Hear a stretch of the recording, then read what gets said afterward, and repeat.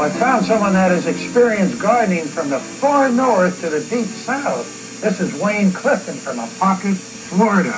Well, Wayne, where were you born? I was born in Miami, man. So you're a native Miamian or native Floridian? Right. But you spent a good deal of time up in Canada. Right, in Quebec. In Quebec. Mm-hmm. So you're one of these southern birds that flew north? Right. What I want to talk about is the vast difference in northern and southern gardening. Now, there must be a big difference. Oh, yeah, Mel. The climate, the length of season, the soils are different. Right. And the pest problem is a big factor also. Okay. Well, now, what was harder, going north to the cold climate or coming south to the warmer? It's difficult to say. They're both so diverse that you really had to adapt to each one of them. You know, Wayne, we get so many letters from people that are moving to Florida or have moved, and they say it's so different. The season is so long, they don't know when to start. Really, about the only time we don't grow here is in the hottest time, like July, August, something like that. But usually you can grow almost year-round here. Huh. Well, now compare that to the north. What's happening in... Well, we would start our garden in June. Start your garden in June? Yeah, we would plant it in June because it was so cold. And we were in a high-altitude area.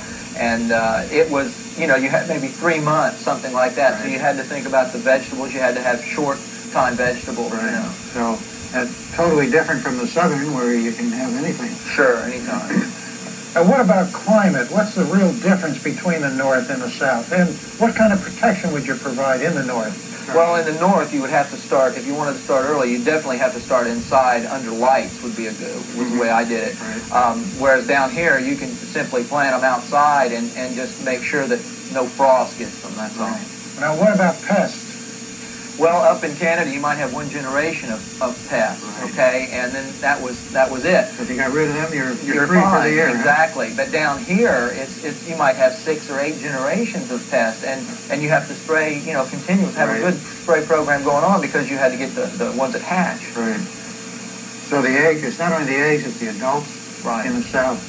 So it really is a big problem. Pests are a big problem. Oh, disease, definitely. the same thing? Disease, too, yes. Because of what? The heat, the humidity? The humidity, we might have a 90-degree evening with 92%, 95% humidity, which is very good for fungus growth. Right. Okay, Wayne, now let's sum up your advice for people. First, in the north. Okay, for the north, Mel, I think they should prepare their soil in the fall, start their plants early, and start them inside under a fluorescent light. Right. And this would be in early spring.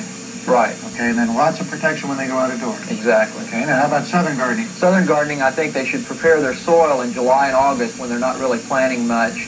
It'll break down faster, and then they can plant their plants in flats or pots and have them outside. Right, outdoors. In the fall, again in the winter, and another crop in the spring. Right.